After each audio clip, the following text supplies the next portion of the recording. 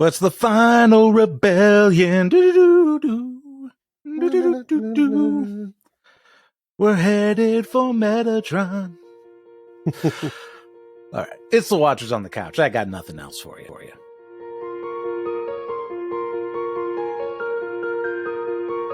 Welcome back to Watchers on the Couch. Today we are discussing episodes 7 and 8 of season 3 of the HBO and BBC series, His Dark Materials. It's the end. This is it, Mike. The show is over after this. It's over. These episodes are called The Clouded Mountain and The Botanic Garden. I'm Tim. And I'm Mike. And if you are just tuning in for the first time, what an episode for you to decide to listen to for the first time. But hey, why not? What we do here is Mike and I will do our initial thoughts of the 2 episodes of His Dark Materials that we watched this week.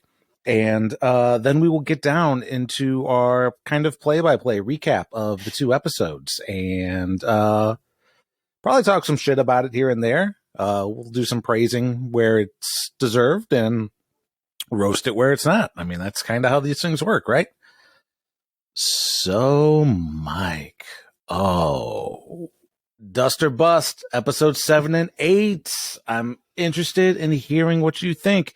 Is it sparkly and magical, or should it get smushed into the hands of an angel? Oh, smushed for me. Especially at least episode 8 was definitely bust. Okay. Episode 7, kind of in the middle there. All right. Wow, episode 8, I was like, I don't know, felt like I was watching like the end of Lord of the Rings or some shit. That's like, exactly. it's in my notes. Oh. So, what about you? Dust or bust? So for me, episode 7 is so much dust. There's like a cake of dust on top of it. I loved episode 7. Episode 8, someone came in and sucked up a lot of that dust. But it was still kind of dusty. Episode 7 was a great episode, in my opinion. Not just like one of my favorite of this series, but probably one of the best episodes I've seen of TV this year. However, with some of the stuff that we've seen this year, that's not saying a whole lot. Yeah, episode, like Mike said, very Lord of the Rings-esque. Episode 8 was super anticlimactic by comparison to episode 7. So it's like Return of the King, the book, not the movie, where, okay, they defeated this godlike antagonist, but then they go back to the Shire and Saruman's still there fucking shit up. But this one's even worse because the Saruman in this story is McPhail, who died back in episode 5. So it's like, oh yeah, Gomez, the most forgettable character in the whole goddamn show, is still out there. Not fucking Gomez. Oh no. That's when he came on screen when I was watching it, I was like, oh my God, it's Gomez. Dun, dun, dun. Dude, with the Christmas week going by between episodes and the whole of episode 7 being kind of nonstop, I legit forgot that Gomez even existed until the previously on for episode 8. And he didn't even need to be in that episode. Nope. Like, they could have blown him up 2 episodes ago. His entire existence is completely inconsequential to the series. Mm-hmm. So I'm hoping like he's more prevalent in the books, because like otherwise, what the fuck was the point to this guy? I hope there's a lot more things that are more prevalent in the books, because I feel like there's a lot of stuff missing. But there's a lot of questions for sure. Yeah. So let's get into it. Part 1 of this, we're going to start covering the Clouded Mountain with the final rebellion. So there's this big dark cloud that settles over the fortress my notes are kind of mostly in order, but they might not be in the exact same order that it happens in the show. But basically a big dark cloud settles over the fortress as Asriel's camp makes ready, and Asriel has had these capacitors made that he's transporting into the abyss. And Zafina, the rebel angel leader, tells Asriel's council that the way forward depends on Lyra, and if she survives the fall, all the worlds will be liberated. But if Metatron gets control of her and Will's demons, the future is his forever. So it's like, well, okay. Because they were talking a lot. Yeah, but why? I don't. That's one thing I don't understand. I'm just going along with it. This whole thing where it's the prophecy. this whole thing where they're vulnerable without their demons is like, okay. I mean, we know through what happens to Gunway's daughter that they have some way of doing some kind of soul severing thing. So I guess like if he gets the demons, he can kind of brainwash them into serving him, kind of like what happened with Gunway's daughter. Yeah, but like they're just saying like if they, like I feel everything could still happen without Lyra and Will. You know, I don't know. I'm like Lyra, but I guess, but they're special. That's true. There's a whole lot of, we'll get into it, but yeah, basically Lyra and Will are completely inconsequential to the war. Which, yeah. Besides them opening the door to the land of the dead, but even that, I still kind of don't understand why that has control over, why that gives Metatron control. It gives them control over like dead people. But I don't understand. So everybody's going to the land of the dead regardless when they die. But at some point they get to a prison camp instead of like just passing through.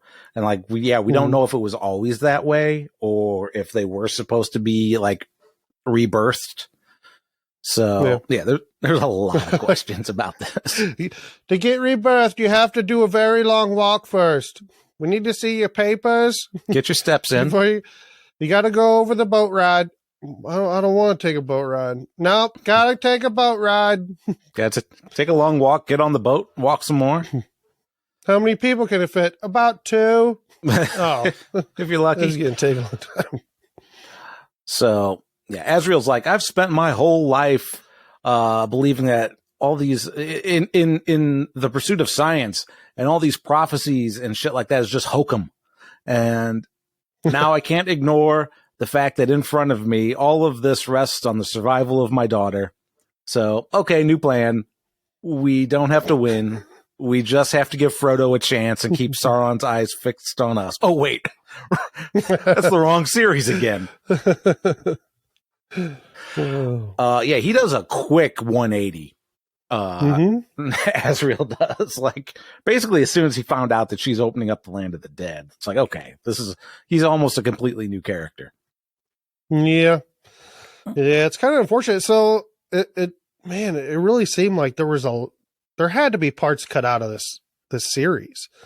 Either it was cut out or it wasn't even filmed at all, or it was supposed to. You know, I don't know. I almost feel like the AT&T by an HBO thing or whoever the fuck bought it. I thought it was AT&T, but because like Westworld's not even on HBO Max anymore because they're selling it to other places. So I'm wondering if that's also part of the reason they want to get this, like they doubled episodes. Because I'm like, why would you do that? This is, one of your prestige shows, in my opinion. And you're doubling up episodes to get it done faster. Is it so you can sell it to somebody like before the new year? I don't know. But I feel like there's episodes missing, or like we definitely could have got more. Like, I don't know. I feel very strange about this whole last season. Like, there's things I'm like, I wish we spent more time on this. I wish we didn't spend more time on this stuff. But then, I don't know. It definitely feels rushed. Like, some feels rushed, and then some other stuff I feel that it's not. Like episode 8 is kind of drug on a little bit, but yeah, episode 8. I don't know. Episode 8, I've got some notes about. Not a whole lot, but Zavina says she'll alert Asriel when Will cuts through to this world. Serafina Pekala's demon is Daemon Targaryen, is out looking for Lyra and Will's demons, and will bring them here to the fortress. And Marissa's like, whoa, you're going to bring them here? Where Metatron's going to send everything he's got at you? And Asriel is like, oh, I'm totally prepared for him. Yeah. It's like, okay. He can't penetrate this. I've built this to withstand angel forces. He can't see through lead. So Asriel shows Marissa his plan. I've got a plan. So he's made the Abyss one big heaven-killing dustbuster that's going to suck the whole Clouded Fortress down, and he's going to make sure that Metatron goes down the hole. And he goes on to say that he thought, or that he was certain that he'd change the world, but that destiny apparently belongs to Lyra. He's been a shit dad that gave Lyra nothing, but at the very least, he can go buy her some time in order to change the world. So Marisa says, if you and Metatron go down the pit, it's not just death down there, it's eternal oblivion. And he's just like, yeah, I know. Whatever. Yeah, you know how you were talking about how I want this throne this entire time? It's never been about that. I'm totally willing to die to fucking kill God. It's my ego, dude. Duh. All I want to do is fucking fuck this guy. I do. So, bend him over. especially when he looks like me, it's like, oh man, that's some sexy James McAvoy. I wish God looked like James McAvoy. Wait a minute. I've been Metatron this whole time. No, stupid. You don't get it. This is very deep. I don't know. Looks just like me.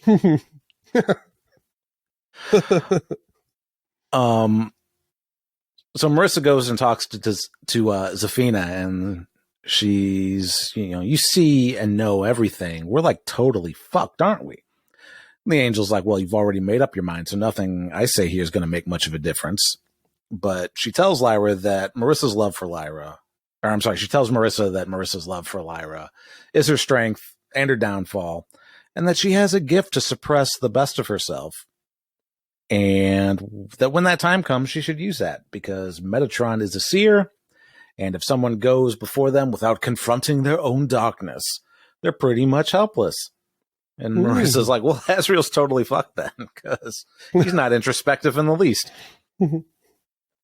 But Asriel gives a rousing speech about how some of them may die, but thanks to Lyra, death isn't something to fear. It's a journey back to life. So today we celebrate our Independence Day. They may take our lives, but they will never take our lives. Because the door is open to the land of the dead. Yeah, so, you just walk right on through. You become a new person. But their children will know paradise, but not in heaven.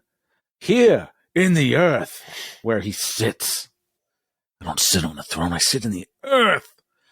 Welcome. Oh, there's a stick on my butt. Welcome to the earth. Maybe I should get a chair.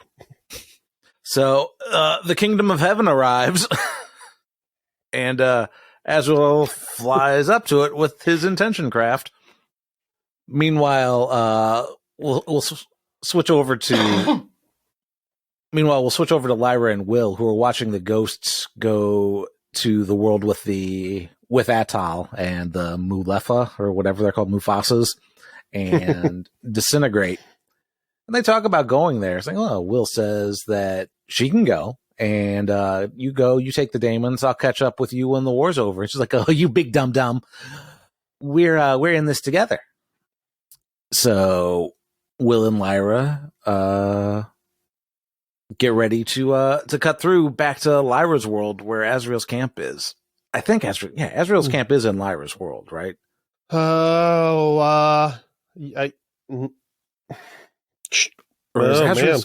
Asriel's camp's in a different world. I think it's a different world, because that's a Gunway's world, right? I don't think so, because he opens a portal from a Gunway's world to his camp, and they all go through that door. They all just go. All right. Yeah. Huh. All right. So the witches join Asriel in the sky, and so do Zafina's angels. Will cuts through, and Zafina tells Asriel. Asriel signals the attack and proceeds to shoot angels with bullets. So I would like to know a little bit more about how Asriel's bullets work, but okay. They're magic bullets, Tim. They're dust magic bullets. That's all you need to know. Yep. Dust bullets. So Zafina tells Marisa that she's needed because Metatron has released the Demon Eaters, or as we know them as Spectres. The Spectres start tearing through the camp. That's something that's kind of confusing for me. Why would they call them Demon Eaters? Because they don't attack children. Children have demons. So, whatever. I guess they can't. Whatever. I was like, why would you call it that? We still don't find out. They're more, why Marisa has these special powers. She's just special. Yep. Yeah, the Spectres start tearing through the camp, but Marisa goes out on a balcony and says, "Come to me," and basically destroys all of them. And yeah, we don't know why or how she can do that. It wasn't clear in season 2. It was just something that happened. It's like, wait a second. And yeah, they didn't explain that at all. I mean, I guess it paid off, but yeah, it was real silly for me to watch. But it's like, okay. Oh, put your hands out. Ah. And they're all dead. Yep. And it's like, boy, I hope that's explained in the book. Because even if it's even in the book, who knows? They might have just added that to the show. That's why it's so weird. Could be. But, yeah, Pickerill is fighting alongside Asriel when her demon tells her that he's found pantaloonies. And so she breaks off to go get them. Pickerill finds Pan and tells them that they need to be reunited with Lyra. And we still see Will's demon. He's got a little kitty. So cute. Just like, not just like, but fitting that he followed a cat through the portal to Chitagaze to begin with. And so now he's got he's got his own soul pussy. Yep. And Pan's being a little bitch. Yeah, Pan was annoying this episode for sure. Pan was annoying the next episode too. Pan's a little emo bitch, man. Yeah, he should have had he needs some hair in front of one of his eyes, like combed down. But you left me. But you left me. But you left me. Get over it. I listen to My Chemical Romance all the time. A Gunway finds Lyra and Will and escorts them back to the tower and he tells Will that he can't use the blade because angels can sense it and they'll know that they're separated from their demons. And Lyra asks the Gunway if he trusts Asriel and that he shouldn't because Asriel uses people, which so does Lyra, but okay. A Gunway says that Asriel's proud of her and heard Asriel chant her name in front of hundreds of his own troops. And she's like, well, I don't know why he'd do that. Which, yeah, that's actually a good point because I feel like Will and Lyra don't actually have any idea about what this war is or why it's being fought. I don't think anyone has ever told them shit about this. It's just it's just people trying to get them all the time and not telling them anything. Will and Lyra are like, oh man, they like told this story. All their scenes, I think, are super weird. Anytime they come into contact with something new, they're just like, meh, no biggie. And they also have no sense of urgency for anything. Yeah. Ever. They're just like, take our time. Hey, look, there's a war going on up there. Meh. Oh, we'll go with these guys. Yeah, anyway, some cliff gas attack and a Gunway and his men hold them off while Will and Lyra break for the tower. Marisa, after killing all of the Spectres, is on a ledge in the tower, the same place where Ruta Scotty died 2 episodes or 1 episode. I don't remember how many episodes ago it was now. And tells Metatron to show himself to her, which he does. So, show yourself to me. Okay, hi. And... Hello. Hello. I've been here the whole time. Oh, Metatron. And he basically he tells her to join him. She kneels down and tells her monkey that he knows what to do and starts walking across this ledge into the clouded mountain. Metatron didn't think that was a little strange. Like she left her monkey behind and was like, hey, you know what to do. I can hear you. Yeah, I'm right here. I can hear you. Yeah. So I heard that. And Asriel, as he's, dodging angels and shooting other angels, and the other thing about your dust bullets, how are you like being careful and not shooting witches and your angels as you're just like machine gunning bullets everywhere? Hey, can our angels put on like a jersey or something? I need to know which ones are which. They do. They have the blue angels, and Metatron has the gold angels. But Asriel sees this from overhead. He's like, "What the fuck is she doing?" And flies in after her. And he appears in a hall with his intention craft and soul pussy nowhere to be found. And Metatron appears before Asriel as Asriel. He's like, "Oh, you'll wage war against the heavens, but you haven't confronted yourself. What are you afraid of? Resentment of your daughter?" Asriel sees himself. He's like, "I knew it. I am the god. Yeah, I knew it. Me this whole time. Turn the ship around. We're done. We're done here.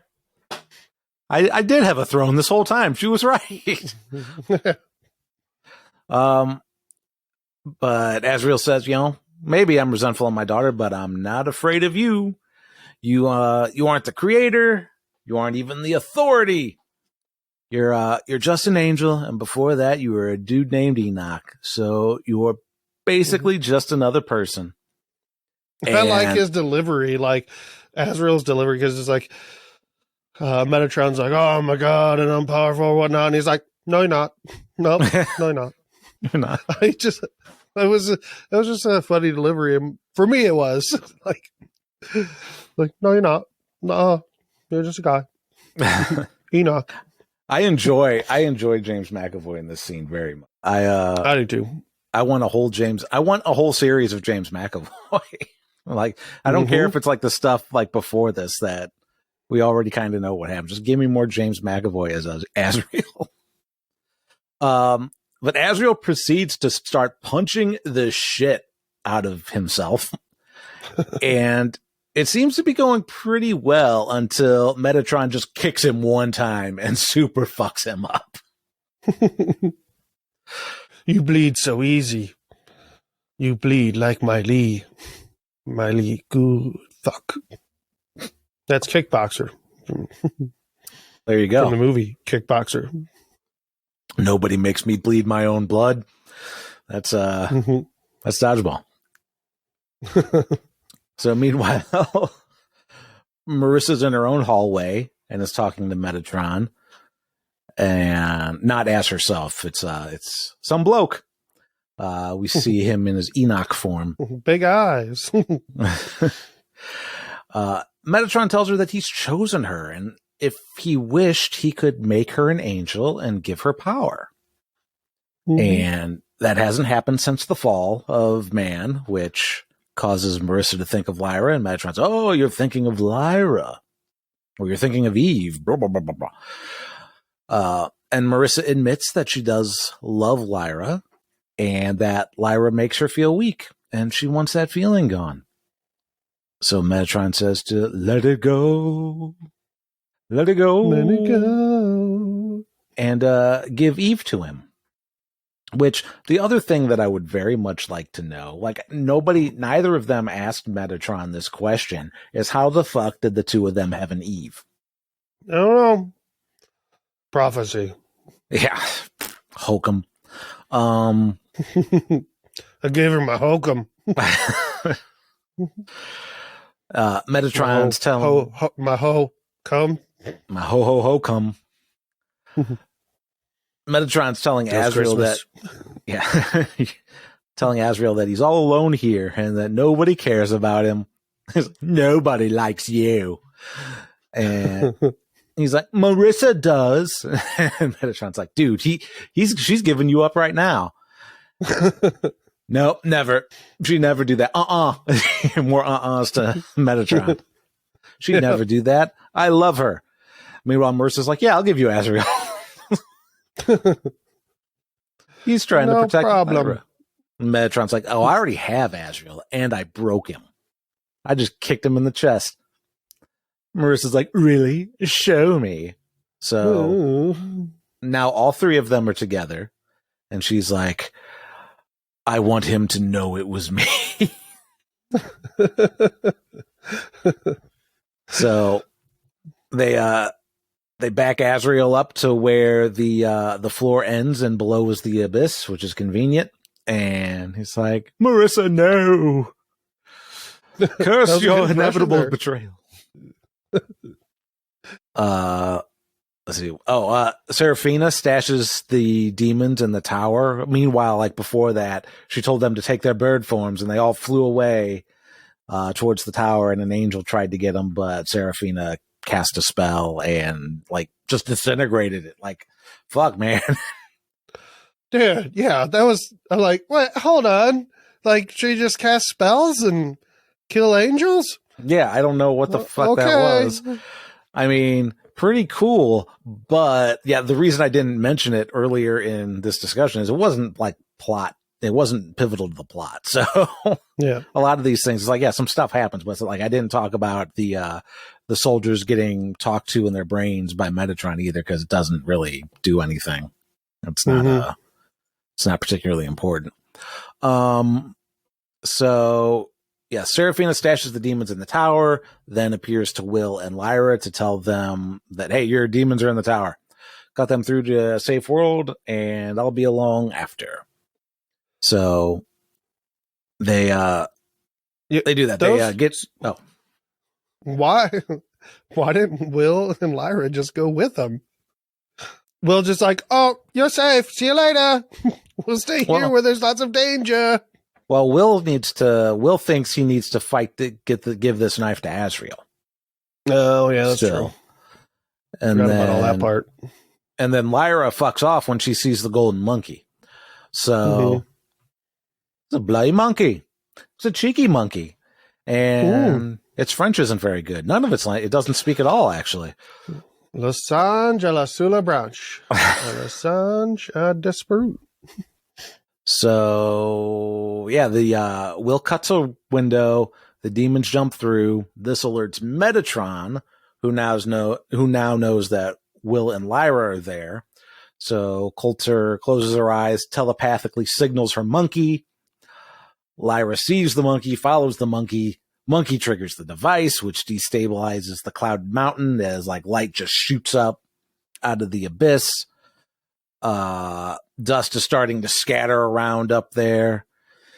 Asriel looks at Marisa and says, "For Frodo." No, sorry, wrong series again. For the watch. Yeah. Marisa pulls Asriel up. They grab Metatron. I was hoping that Marisa would just do some back patty cakes to him and like push him over. But that didn't happen. Metatron a little more sturdy than McPhail. Maria gives a little back patty cakes out of nowhere. So yeah, Marisa pulls Asriel up, grab Metatron, struggle to the edge. Marilla appears. I guess because now they're destabilized, the place is destabilized, so she can appear now, or however. I don't know how it works. It would have been cool to see her pilot the ship. Like if you're just going to show up there randomly. That would have been awesome. But she leaps into this pile. They all go over the edge of the abyss.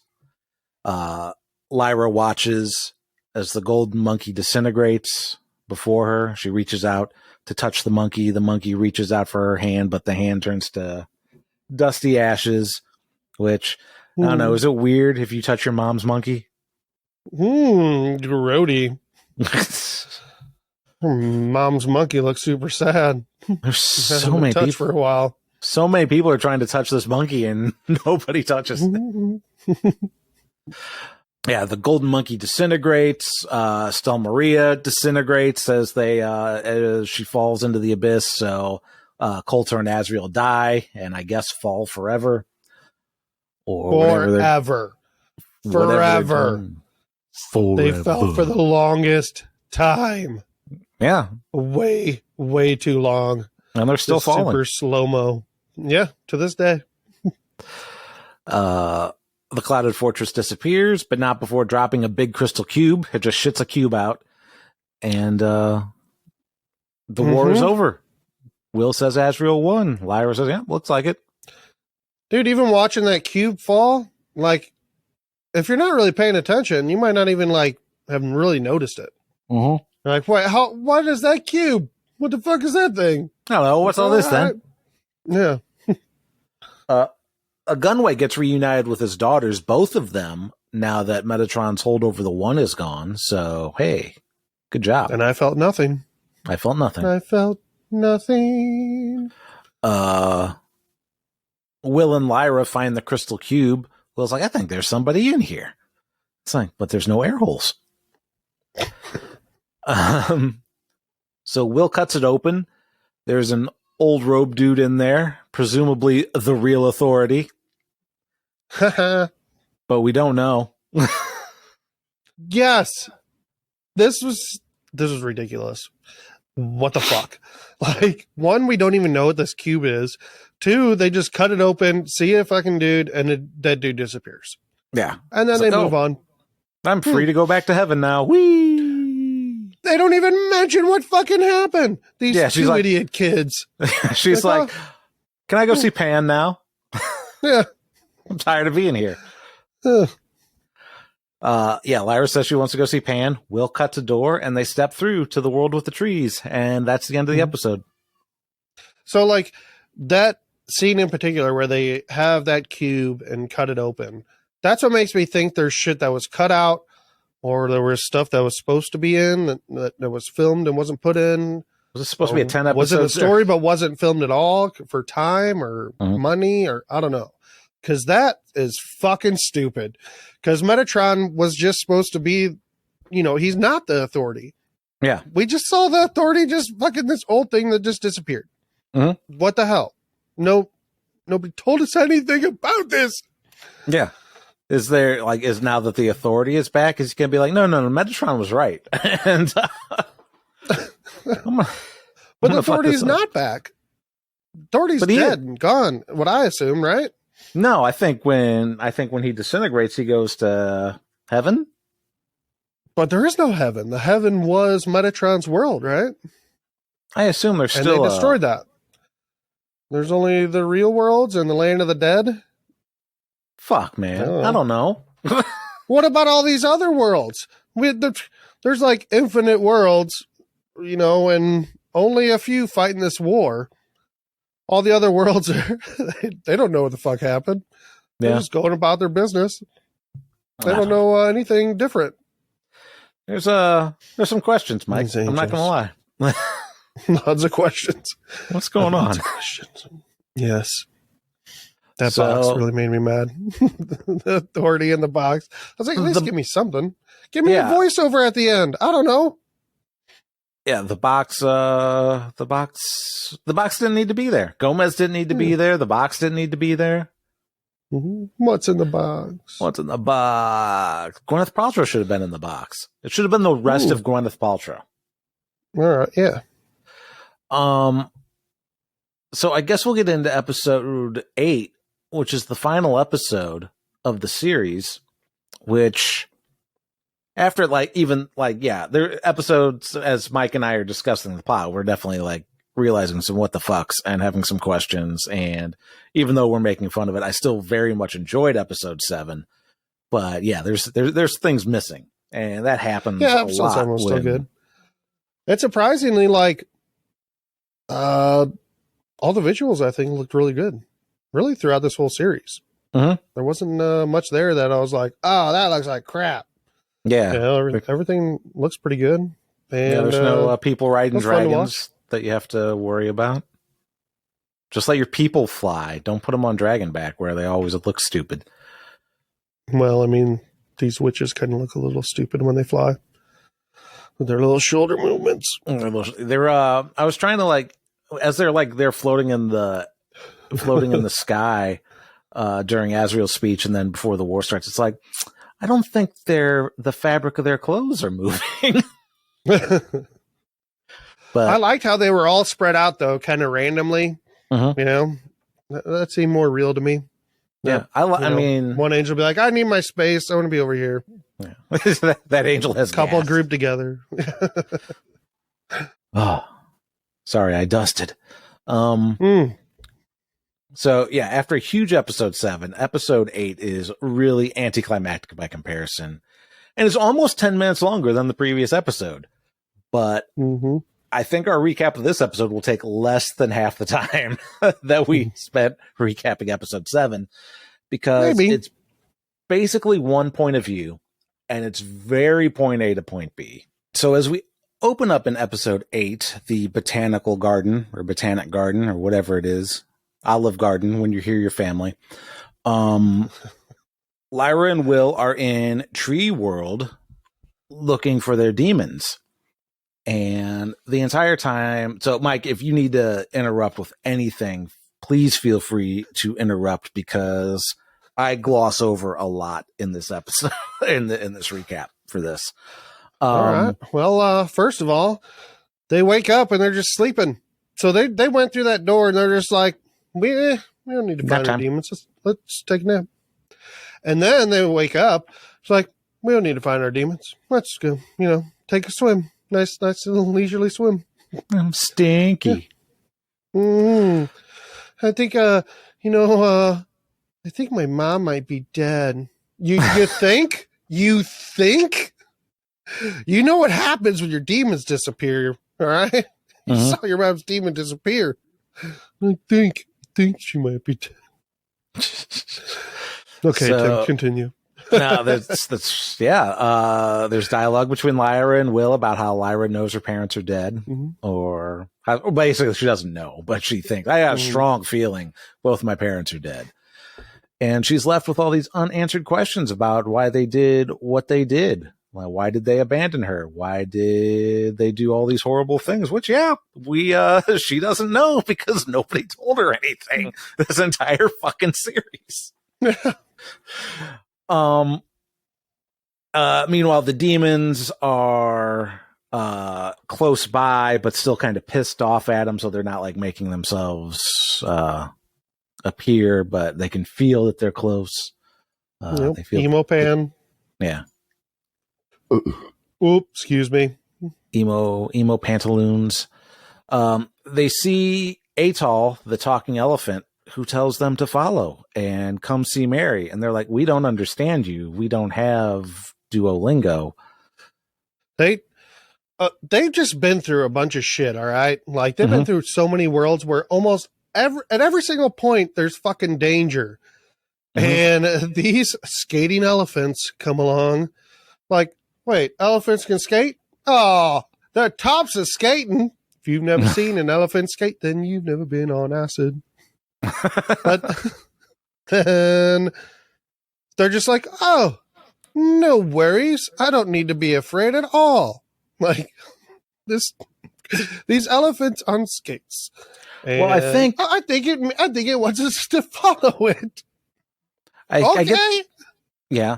I think in Will's case, he cut the hold of the same world that he lets the souls into, or lets the ghosts into.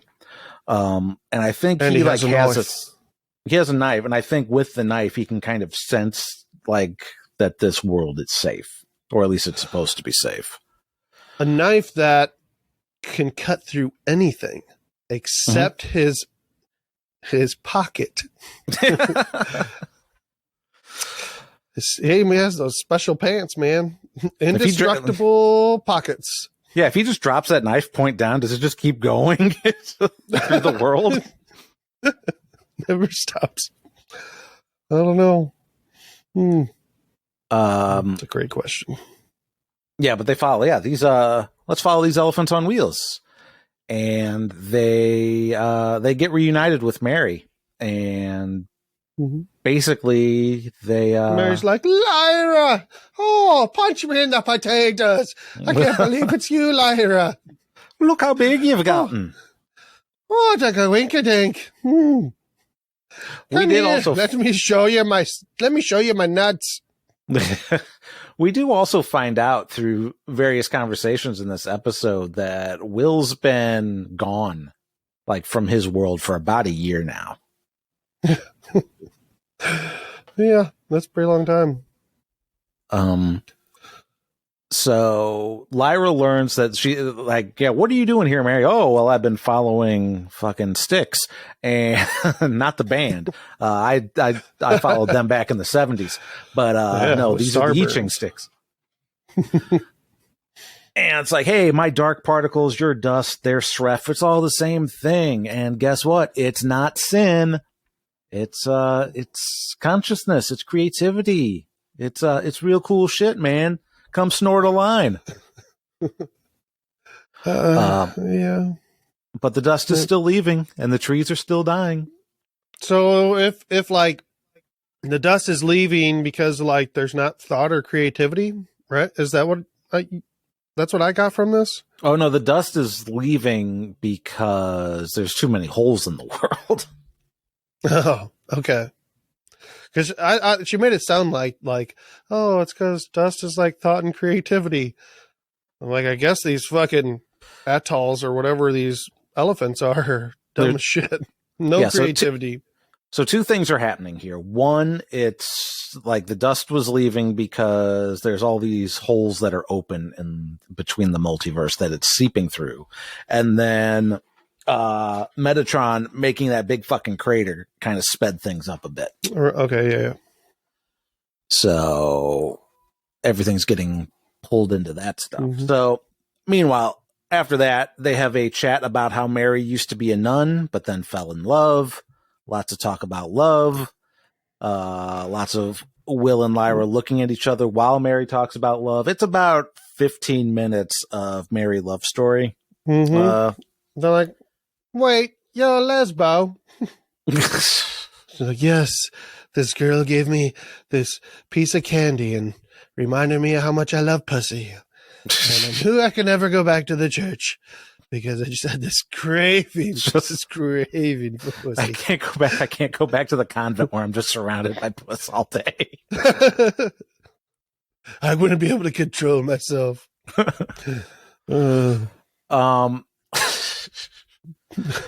So meanwhile, let's take a break from Lyra and Will to talk about Gomez.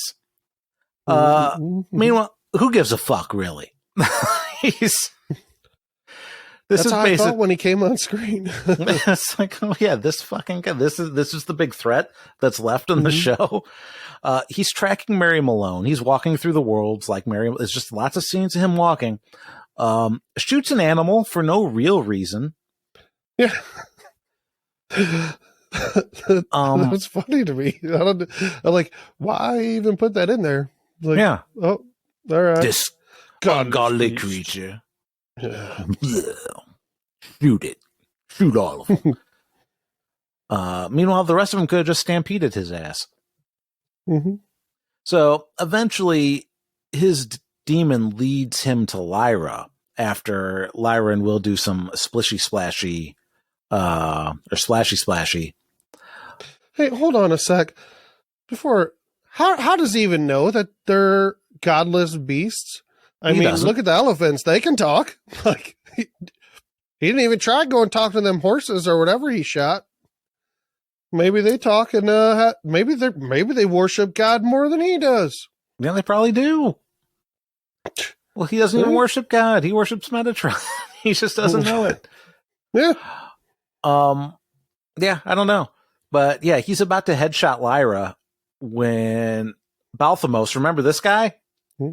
Because I forgot about him. He's I didn't forget about him, but he's gonna headshot them when they're doing just another. Oh, who cares about our demons? Let's just go have some more splashy time. No rush. So Balthamos appears to Gomez, tells him to come closer, and Gomez is like, "Oh, an angel! If you let me, we're on the same side." And Balthamos is like, "No."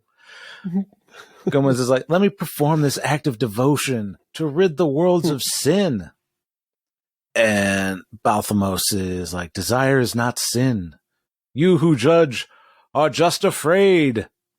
I am Balthamos, and I will not let you take an innocent child's life. And he grabs Gomez's demon and crushes it in his hand, killing Gomez and apparently himself. I'm glad you brought that up because I was confused too. Why did he die? Why did he announce his name first? Why do you have to do that?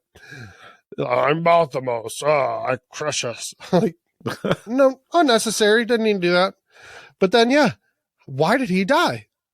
Did that dude's demon is a poisonous spider and bit him as he crushed him? Well, only logical thing I could come up with. Even if that was the case, why would an angel die from a bite? It could have became like an angel Spider-Man. Yeah, it's like, or demons made out of, well, I guess if Asriel can shoot angels, and I guess angels can be bitten by whatever the fuck it is. Can angels not kill demons? Or can angels not kill people? I don't know. I don't know what happened there. Like, now that the real authority's back, he's like, no. We're going to unmake you. I don't know. Well, and the other thing is okay, this is a pretty holy guy. You're a fucking angel. I feel like if you had just said, hey, don't do that, maybe he would have not done that. No. Hey, let me show you the truth about shit, dude. You know, you've been fed a lot of lies and propaganda, man. Let me just show you. Yeah. Now, I don't care that Gomez is dead. It's like, it would have been better if he just stayed alive. So I'm not saying that at all. It's just like, seems rushed. Seems a lot of why did this happen? Yeah. And that's it. That's all there was to the Gomez stuff. Just some walking around Mary Malone style until he gets smushed by an angel. Yeah. I thought maybe Mary was going to get her head blown off at just some random time. Maybe while Mary was telling her stories. Uh-huh. And then yes, and then I got this piece of candy and then pow! Dead. Right in her brain. So I was about to dive right into her I wanted to hear the rest of that story. Yeah, and Lyra and Will would just be like, all right, whatever.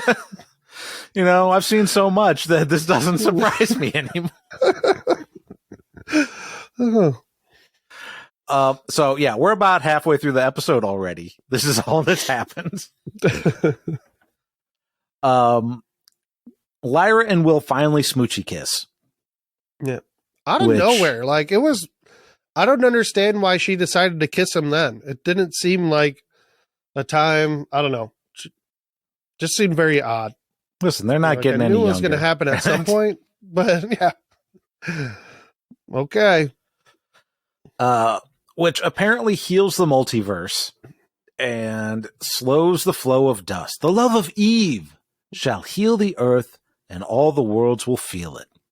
I thought smoochies healed the earth. I thought that's what happened, was just smoochies heals everything. Smooch all the holes in between the worlds. Seraphina arrives and appears to the demons and names Will's demon Kiryava, something like that. And Pan wasn't like, that's a stupid name.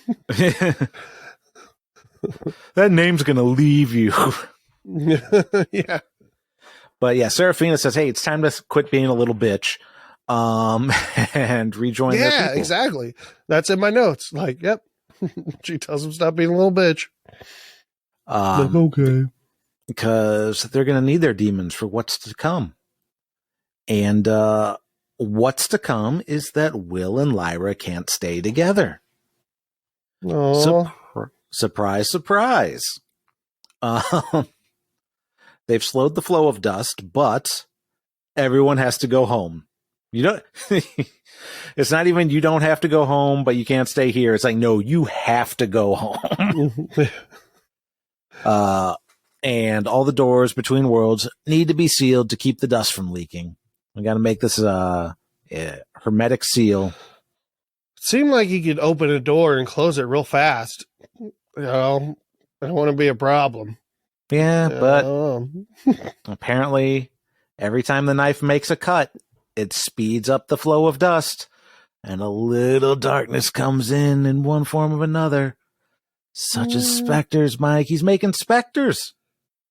Maybe we could find another Marisa. Just destroy him with mind power. And Will and Lyra are like, well, this is bullshit. We did all this, and now this is the thanks we get? So Lyra goes to ask. She can't read the lithiometer either, because she's all grown up now. Yeah, that's in my notes. Once you get some smoochies, you're all grown up. Yep. Lyra goes to ask the alethiometer what to do, but it doesn't work for her anymore now that she's smoochy kissed, is what's in my notes. She has to go to school to learn to read it like anyone else. Yep. But that's a story for another day, Tim. Dun dun dun dun dun dun dun dun dun dun. She should have been sitting on a throne like Arnold Schwarzenegger and Conan, but that's another story. Dun, dun, dun, dun. So Mary does her best to console Will while Seraphina does her best to console Lyra. But they're like, yeah, you know, it sucks, but better to have loved and lost and yada, yada, yada. You still have a whole life to look forward to. And Seraphina tells them that, you know, humans may create enough dust to keep one window open, but they all know where that window needs to be. The land of the dead, the most important. But the rest of the windows need to be closed. And while the knife exists, only Will can close these windows. But if he breaks it, the angels can just go ahead and close them. Oh, how convenient. Yeah. That really saves some time. Why didn't they fucking close them when it was broken before? Hey. Oh, they were busy.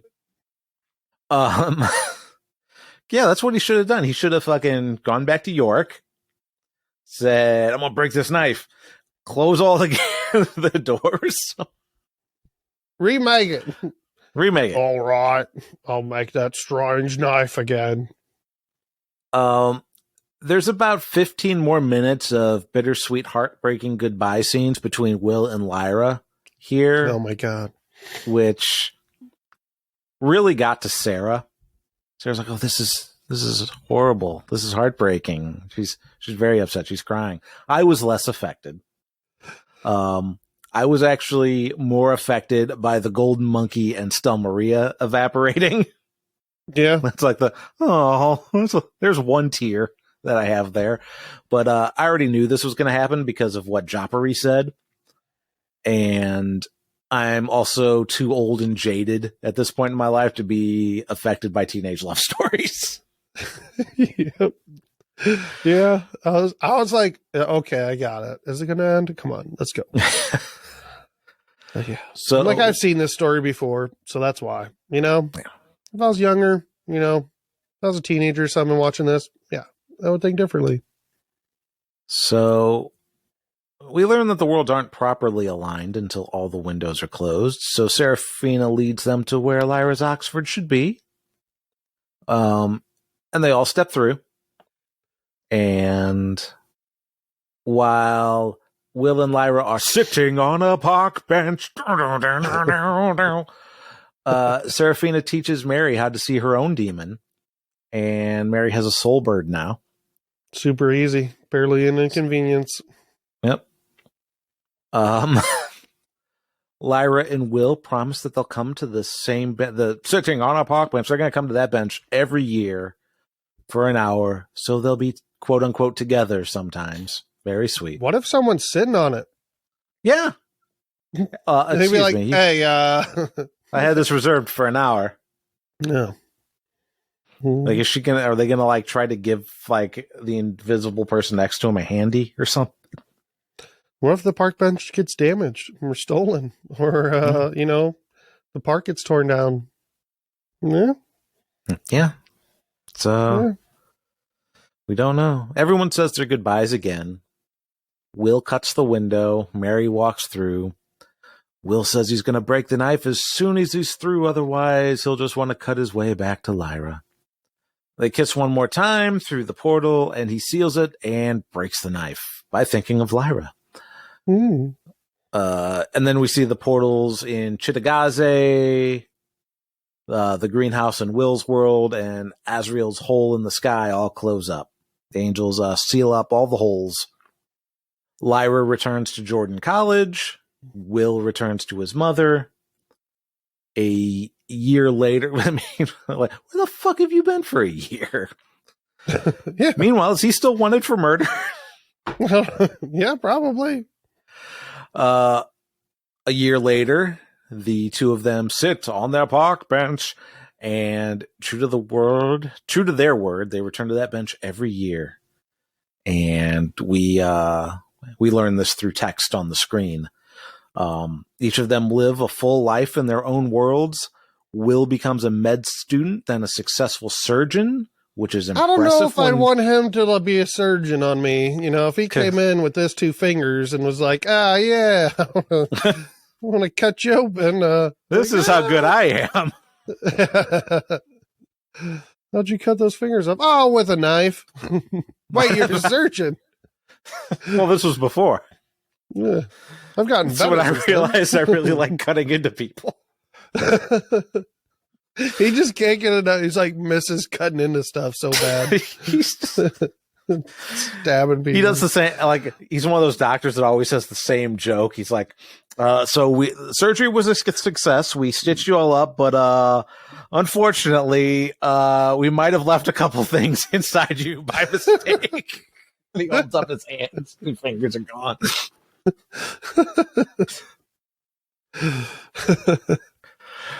But yeah, if he's being a successful surgeon is super impressive when you're missing 2 fingies. Yeah, it's either that or a butcher. Lyra goes to college and relearns how to read the alethiometer again, which will come in handy when she and Pan would go on to have another great adventure. Yeah, they're going to have to fucking take down the angels again. Like, isn't that how all this shit happened in the first place? They just gave the angels all that power. You know, that's why they had to make that knife. You know, but they're like, no, trust us. Just destroy the knife. Yeah, just break it. We'll close all the doors. Everything will be fine. And that's it. That's his Dark Materials. That is the series. It is over. It won't people think it's like real weird that Will has a cat around him all the time? Won't they all be trying to pet his cat? Yeah. Like, well, the other thing, it's a demon. Wait, what? What the fuck is a demon? These people don't know. They don't know. Is him and Mary going to try to tell him? Like, they're going to try to pet his cat, and he's going to be fucking jizzing all the time. Yeah, that's what I'm saying. And he's going to school, like, keep your cat outside, all right? This is a school, not a petting zoo. You just pet my cat, and I jizz in my pants. Well, he has been separated from his demons, so they can presumably go the distance. He can stay home. The cat can stay home. Yeah, I guess so. But, all right. Mom, don't pet my cat. It's weird. Yeah. Oh, God. Gross. That's my demon, Mom. What? What? Man, you're weird since I've seen you. You've only been gone for a year, but you've gotten really weird. You said you've been in other worlds and there's been a war with angels? You've got two. Right. You're missing 2 fingers? We're going to have to put you in an asylum, all right? Get you some help. It's yeah, I kind of feel like I want to read the books now. Like, I'm not going to read them anytime soon, but I am going to read them. Are there books besides these 3? There's another trilogy. The third book in the trilogy is not out yet, but the second one came out not too long ago. Oh. So the first, it's called the Book of Dust trilogy. So books 1 and 2 are out. Book 1 takes place like 10 years before his Dark Materials. And then book 2 takes place, I want to say 7 years after his Dark Materials. All right. So 1 doesn't have Lyra at all in it, and then the second book has an older Lyra in it. All right. And then the third book, I think, takes place after the second book. So I think cool. Philip Pullman wants to have the book finished by towards the end of next year, I think is what I heard. So yeah, I'd like to return to this world. Even though we're like, what the fuck? Like, a little more information, if you please. Mm-hmm. I still really enjoyed the show. Yeah, I am glad Mike talked me into watching it to do Watchers on the Couch for it. You're welcome. It has a satisfying ending, unlike some other shows. Yes. Yeah, even though I thought it was, all this was drawn out this last episode, I mean, it still had a conclusion and an ending. And I wasn't completely what the fuck? Even though I kind of just shat on this last episode, I still enjoyed this whole series. So for sure. So that is going to be it for our coverage of his Dark Materials. There's no more unless they make more shows, in which case maybe we'll come back if we're still alive then. If we haven't turned to dust. Who knows when things get adapted. Maybe we'll do it from the land of the dead. Yeah. I fell through this dimensional portal.